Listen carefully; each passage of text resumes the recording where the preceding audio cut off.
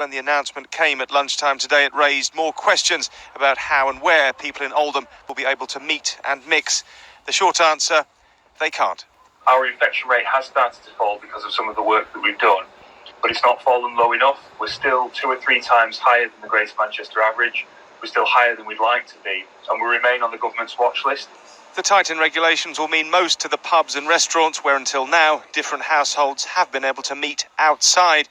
For Denise, who runs a pub in a village at the edge of Oldham, her first thought, will her business be able to cope? We'd love to be back to what we were, where all the young farmers come in and stand around the bar, etc.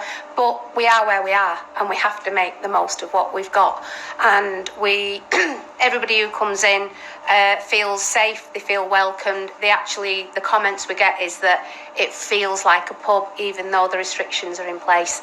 Up to now, scientists have believed that the principal cause of higher infection rates has been families mixing in each other's homes, and the focus of testing and tracing has been in the parts of Oldham where Muslim families tend to live.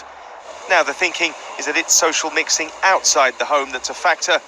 Nassim runs a charity helping destitute people in Oldham, Muslims and non-Muslims. He says the belief that one community is behind the spread of infection more than another has done terrible harm.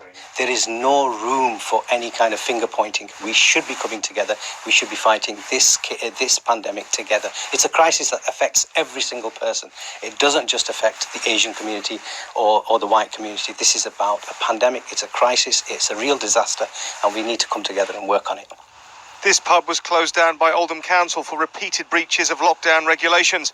Oldham's Muslims will point out they can't be blamed for that, but some of the town's Friday afternoon drinkers were fairly blunt about their attitude to the rules. I've just been with 30 people. Learned had a pint. Finished work. Had a pint with 30 people. All from different households. So how does that work?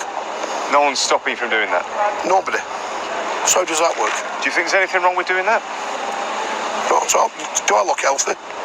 The new rules also apply in Blackburn and Pendle in Lancashire. Restriction will ease in Wigan, Darwen and Rossendale. But people here have had enough of being the centre of attention. Damon Green, ITV News in Oldham.